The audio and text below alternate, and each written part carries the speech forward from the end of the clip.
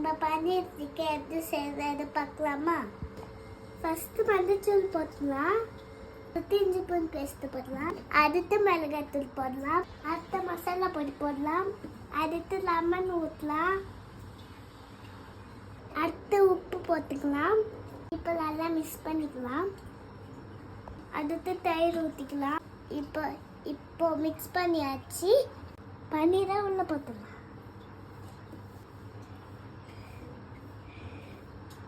இப்போ மேரினேட் பண்ணியாச்சு. இப்போ 1 hour ஊற வச்சுக்கலாம். ஆனியனை 4 பீஸாக கட் பண்ணிக்கலாம்.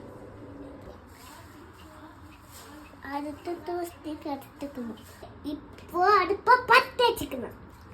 ஆனியன் பன்னீர் ஆனியன் குத்திக்கலாம். அடுத்து இரும்பு பேனை சூடு பண்ணிக்கலாம். அடுத்து பட்டர் போட்டுக்கலாம். இப்போ இதை 1 by 1 வச்சுக்கணும்.